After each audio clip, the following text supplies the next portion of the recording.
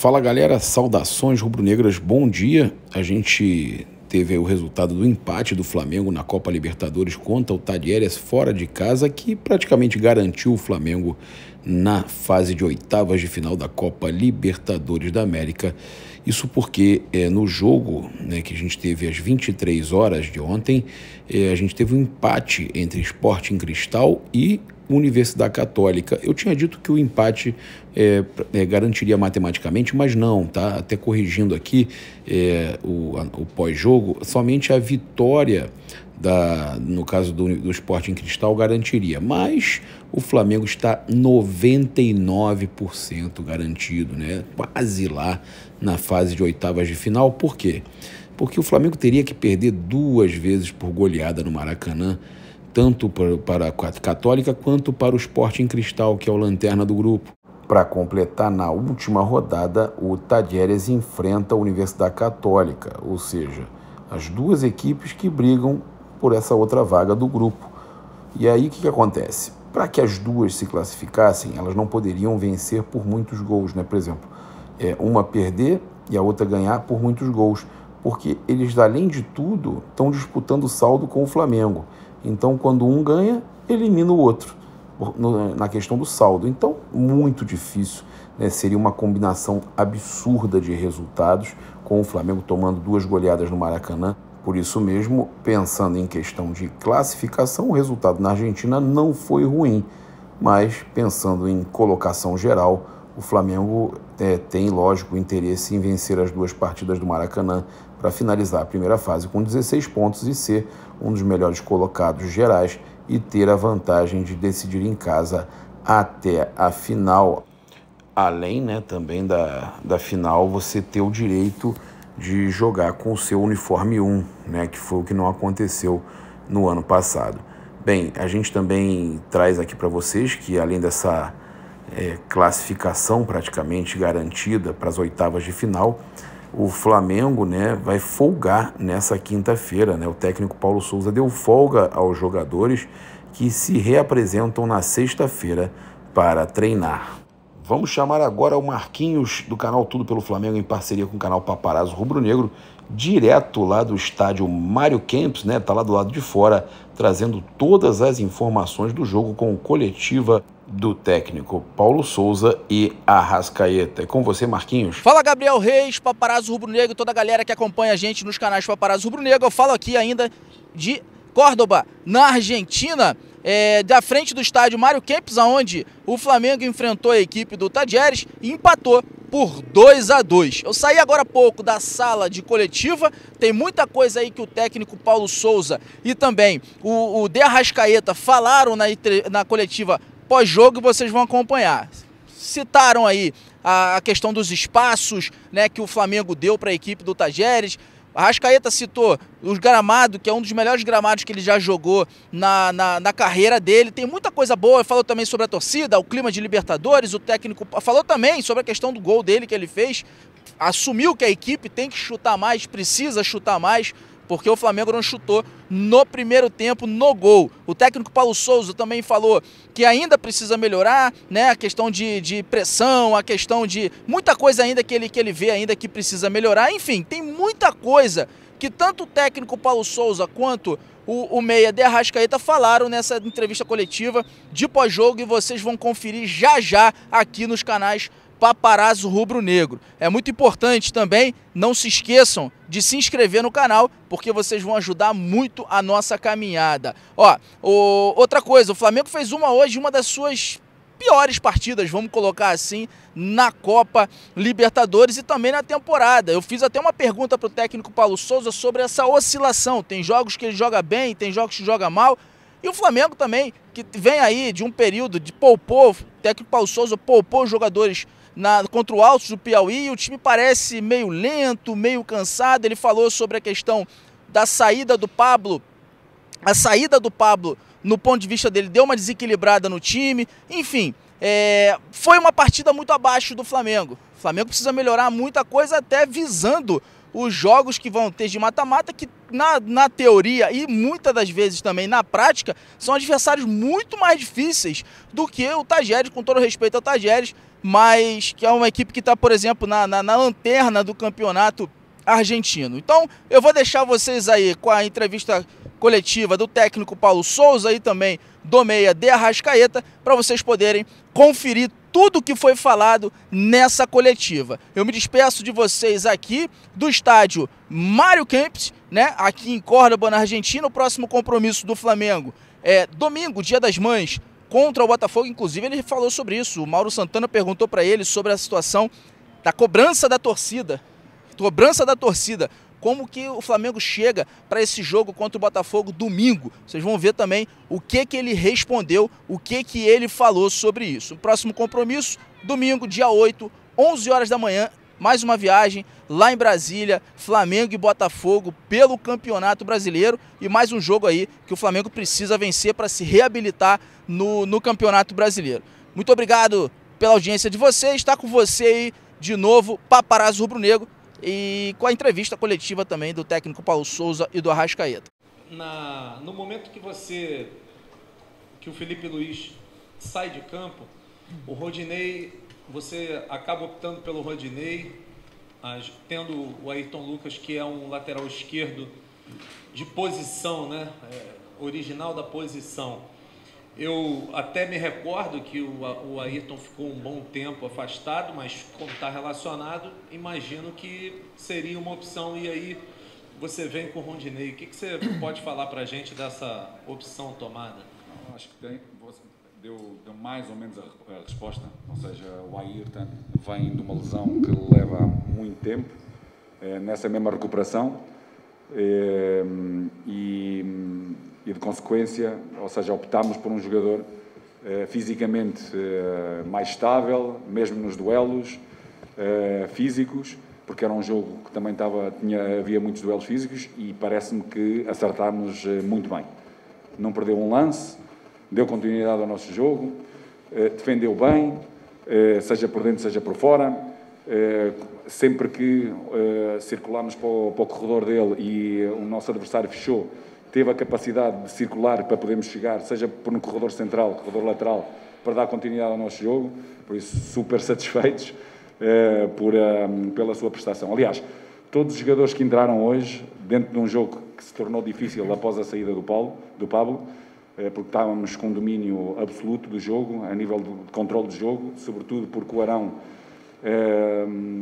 entre linhas, estava a dar essa mesma continuidade, e no momento em que houve essa troca perdemos esse mesmo controle. Daí os meus parabéns a todos os jogadores que entraram, porque ofereceram sempre à equipa a capacidade, dentro de um jogo difícil, de irmos à procura de um resultado ainda mais satisfatório do que aquilo que foi hoje. Aqui, Paulo, tudo bem? À sua direita, Pedro Torre, ESPN. Falava ali na saída de campo com o Gabigol, ele falou que acredita que faltou o time controlar um pouco mais o jogo, enfim, para sair com um melhor resultado. Não sei se você concorda com isso. E também no segundo gol ali do Tajeres, me parecia que você pedia para o time pressionar um pouco mais e você se incomodou um pouco com a liberdade que o Tajeres teve para enfiar a bola ali. Se foi exatamente isso que aconteceu.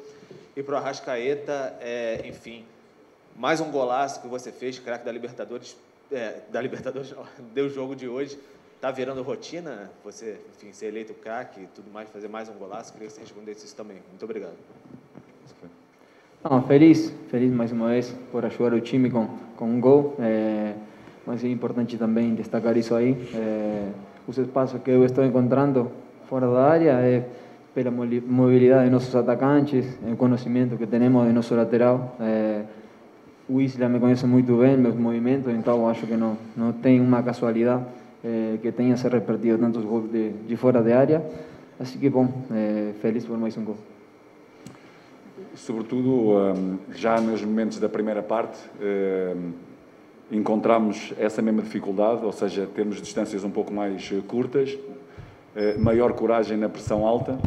É verdade que eles procuraram manter um número de jogadores na nossa linha defensiva com um jogo vertical mais direto, foi-nos criando algumas dificuldades, mas precisamos de ter mais coragem. Foi aí que, na maioria dos jogos, sempre que estamos mais altos e temos mais jogadores em linhas mais altas a pressionar, somos uma equipa bastante mais forte.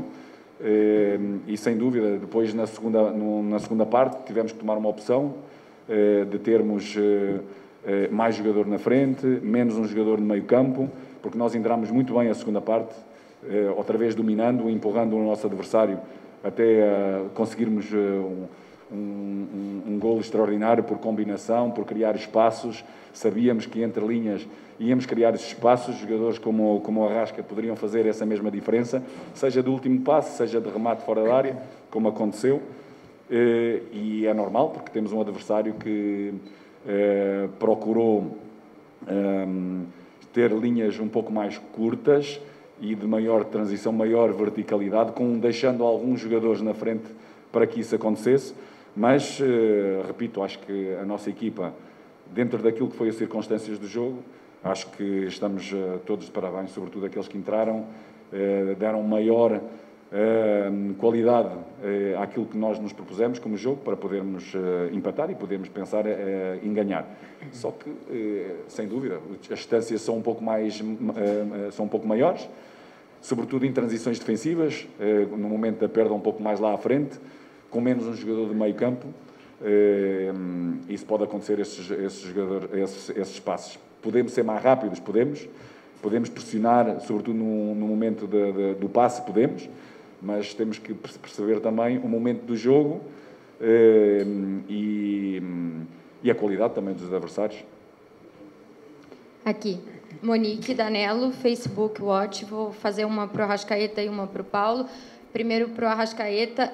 Com a qualidade técnica que esse time tem, com o talento de vocês não desistem, né, do resultado e buscam até o final, como o passe que o Gabi encontrou o Pedro e o seu gol. Queria que você falasse se esse é o ponto positivo que vocês levam daqui, essa capacidade de reação, de buscar o resultado, sabendo que vocês têm qualidades individuais e coletivas para isso.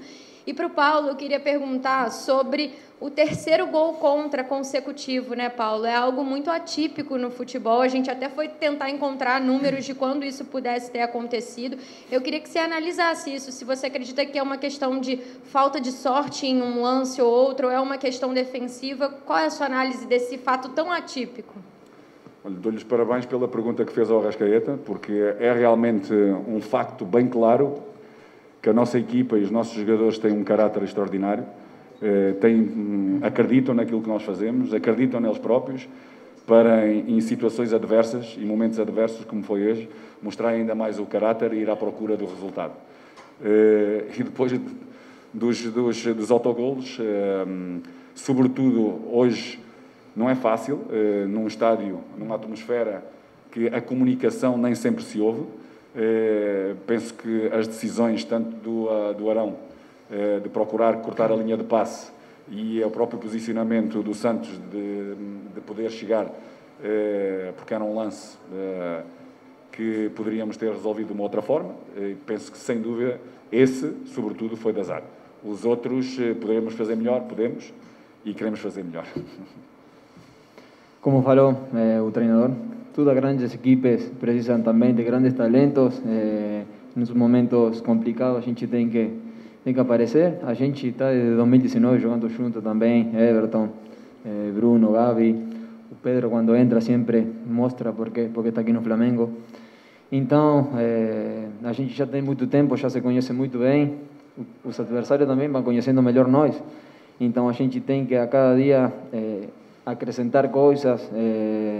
E isso é o que a gente está tentando no dia a dia, quando encontra grandes equipes como essas defensivamente, tentar outras opções. Hoje eles tentaram controlar melhor a Bruno, sua velocidade, mas também eles deixaram espaço e foi como que aconteceu o gol meu, também a movimentação do Pedro e o Gabi ajudou. Assim que é importante ter jogadores dessa envergadura no nosso time.